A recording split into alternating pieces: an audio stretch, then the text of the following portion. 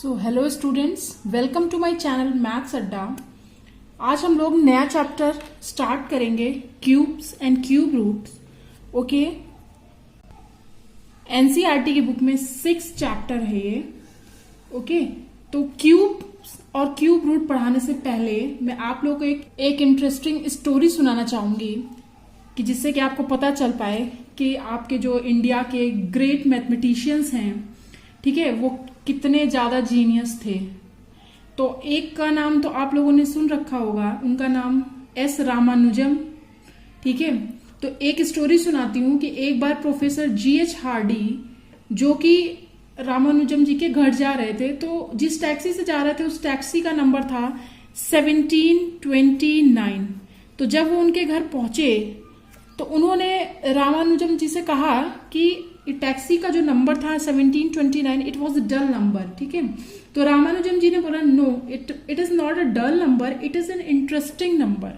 रामानुजम जी ने कहा कि it is the smallest number जिसको हम एक्सप्रेस कर सकते हैं सम ऑफ 2 क्यूब्स से। ठीक है, तो उन्होंने बताया कि 1729 को हम एक्सप्रेस कर सकते हैं ऐसे कि इसको हम लिख सकते हैं 1728 + 1, और 1721 है 12 का क्यूब और 1 का क्यूब 1 ही होगा, तो ये हो गया। इसको हम 1729 को एक्सप्रेस कर सकते हैं 2 नंबर्स के क्यूब के सम की तरह। ठीक है, उन्होंने बोला कि ये इंटरेस्टिंग नंबर है।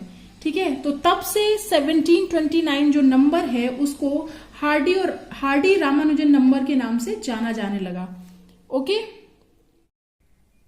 तो आप सोच रहे होंगे कि रामानुजन जी को कैसे पता चला कि ये 1729 को हम एक्सप्रेस कर सकते हैं 2 क्यूब्स के सम से। तो वो बहुत ही ज्यादा जीनियस मैथमेटिशियन थे, एवरीवन नो हिम। ठीक है, वो मतलब कि नंबर्स के साथ एक्सपेरिमेंट करते थे, उनको मतलब नंबर्स के साथ खेलते थे, उनको पसंद था। ठीक है, तो उन्होंने कई ऐसे नंबर बताए जिनको क्या कहते हैं, कुछ 2 नंबर्स के स्क्वायर के सम के साथ रिप्रेजेंट किया जा सकता है, 2 नंबर्स के क्यूब्स के सम के साथ रिप्रेजेंट किया जा सकता है। ओके, तो ये थी एक स्टोरी जो मैंने सिर्फ इसलिए सुनाई कि आप अपने मैथमेटिशियंस जो इतने ज्यादा जीनियस थे उनके बारे में जान सके कुछ। ठीक है, स्टार्ट करते हैं अपना टॉपिक। सो सबसे पहले हम जानेंगे कि ये क्यूब होता क्या है। ठीक है, और इसको कैसे रिप्रेजेंट किया जाता है, कैसे कैलकुलेट किया जाता है। ओके, तो क्यूब, जैसे कि अगर बोल दिया जाए कि आपको किसी नंबर का क्यूब निकालना है, तो आप क्या करेंगे, सिंपली उस डिजिट को, जैसे कि यहाँ पे लेट कर लें कि हमें 1 का क्यूब निकालना है, तो उसको 3 बार मल्टीप्लाई कर देंगे तो वो क्या हो जाएगा, क्यूब हो जाएगा उस पर्टिकुलर डिजिट का।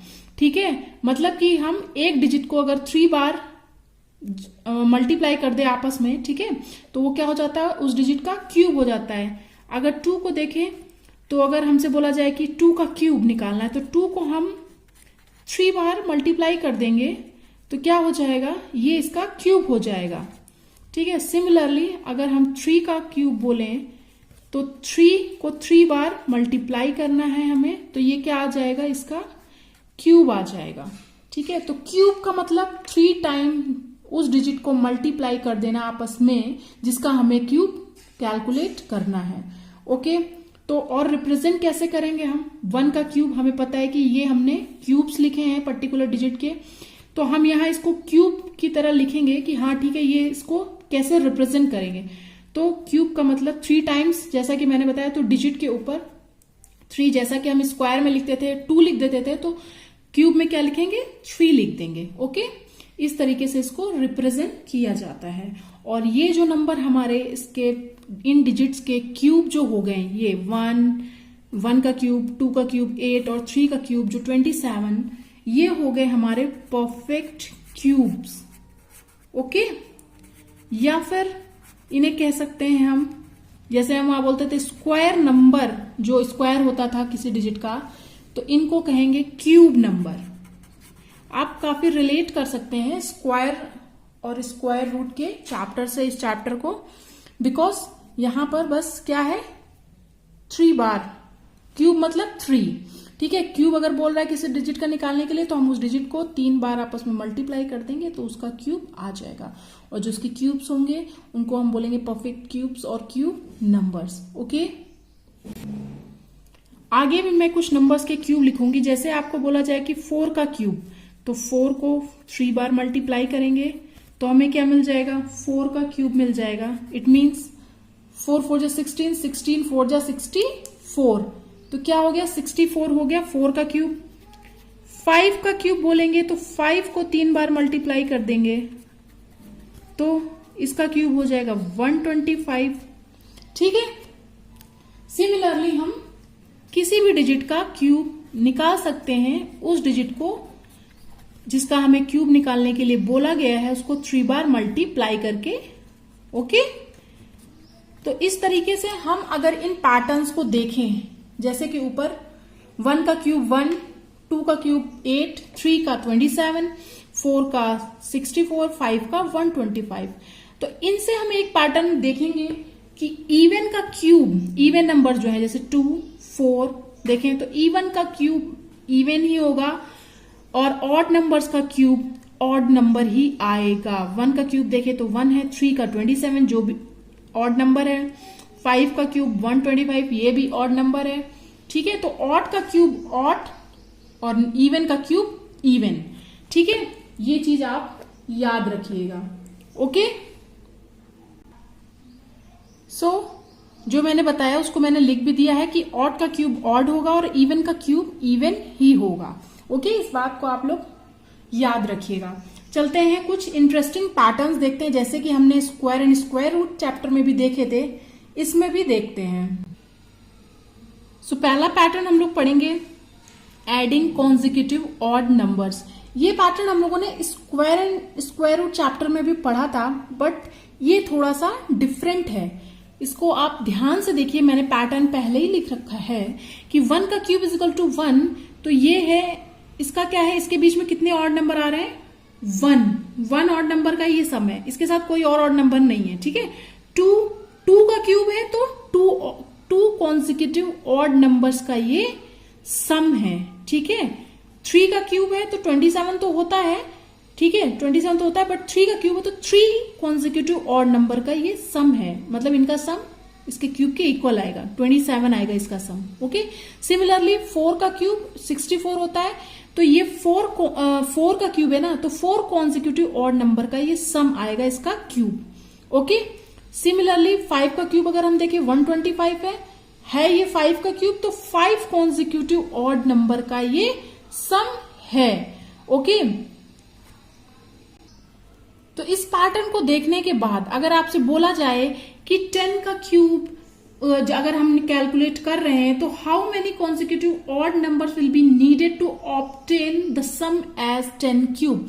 10 का क्यूब क्या होगा, 1000 होगा, और ये क्या होगा, 10 कॉन्जिक्यूटिव ऑड नंबर्स का सम आएगा इसके क्यूब के इक्वल। ठीक है, तो ये चीज आपको अगर डायरेक्ट क्वेश्चन पूछ रहा है तो आपको बहुत हेल्प करेगा ये पैटर्न, अगर आप याद रखते हैं तो। ठीक है, तो ये first pattern adding consecutive odd numbers, आप ध्यान से इसको याद कर लीजिएगा, आपको आगे बहुत ज्यादा इसका यूज होगा।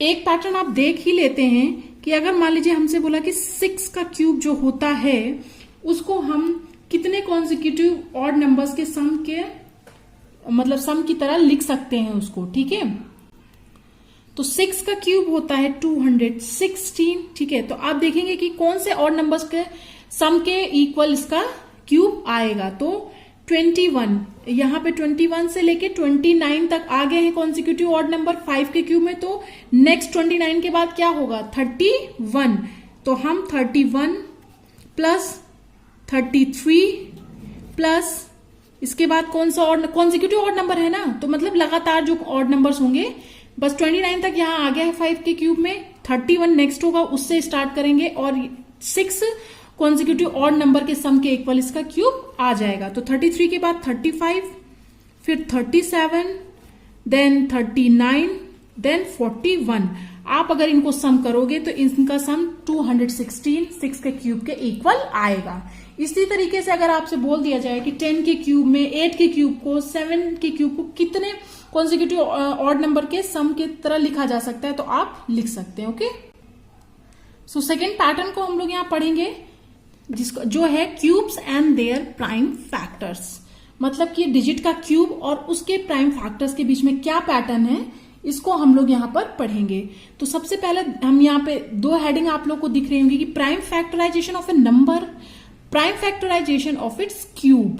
मतलब कि अगर जैसे कि हम एक नंबर ले लेते हैं 4, ठीक है, तो 4 को हम कैसे लिख सकते हैं 2 मल्टीप्लाइड बाई 2, 2 2 जा 4 होता है, ठीक है। 2 का भी कोई और फैक्टर नहीं है, 2 का भी और कोई फैक्टर में हम इसे नहीं डिवाइड कर सकते हैं। ओके, 4 को 2 क्रॉस 2 ही लिखेंगे। अब जब हम 4 का क्यूब लिखते हैं तो 4 का क्यूब क्या होता है 64 होता है, ठीक है।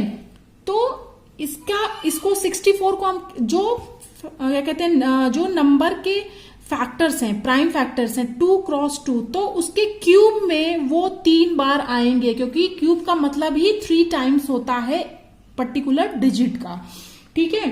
तो 4 में 2 क्रॉस 2 आया, ठीक है। अब यहाँ पर 4 के क्यूब में जो यहाँ पे 2 एक बार आया था वो 3 बार आएगा, 3 टाइम्स आएगा, और दूसरा 2 भी 3 टाइम्स आएगा, ये देखिए, ठीक है। तो इसको हम लिख सकते हैं 2 की पावर 3 मतलब 2 का क्यूब और मल्टीप्लाई 2 का क्यूब, इसको हम लिख सकते हैं ना।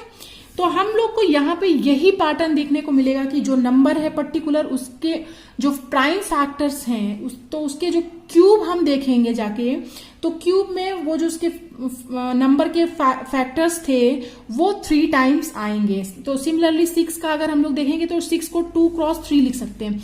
तो जब 6 का क्यूब में हम देखेंगे तो उसमें 2 3 टाइम्स आएगा और 3 भी 3 टाइम्स आएगा, तो इसको लिखेंगे 2 क्यूब मल्टीप्लाइड बाई 3 क्यूब, ठीक है। तो ये हमको हेल्प कर सकता है, इसलिए आप इस चीज को बहुत ज्यादा अच्छे से अपने दिमाग में बैठा लीजिएगा। क्योंकि अगर आपको 15 आपको पता है कि 3 मल्टीप्लाइड बाई 5 लिखते हैं तो 15 के क्यूब के फैक्टर्स क्या होंगे आप डायरेक्टली लिख सकते हो कि 3 का क्यूब मल्टीप्लाइड बाई 5 का क्यूब, मतलब 3 टाइम्स आएगा, 5 3 टाइम्स आएगा, यही उसके प्राइम फैक्टर्स होंगे। सिमिलरली अगर हम 12 का देखें तो 12 के प्राइम फैक्टर होते हैं 2 क्रॉस 2 क्रॉस 3, ठीक है, 2 बार 2 और 1 बार 3, तो 2 यहाँ पे 3 टाइम्स आएगा, फिर दूसरा 2 भी 3 टाइम्स आएगा और 3 भी 3 टाइम्स आएगा। तो इसका हो जाए, इसको हम लिख लेंगे 2 के क्यूब मल्टीप्लाइड बाई 2 का क्यूब मल्टीप्लाइड बाई 3 का क्यूब। तो यही पैटर्न है कि each prime factor appears 3 times in its cube. Okay, और जब कोई नंबर 3 टाइम्स आएगा किसी भी नंबर में के प्राइम फैक्टर अगर हम कैलकुलेट कर रहे हैं किसी भी नंबर का, और उसमें जब सारी डिजिट जो भी एक पर्टिकुलर डिजिट आ रही है वो 3 टाइम्स जब आएगी तभी वो पर्टिकुलर नंबर हमारा परफेक्ट क्यूब होगा।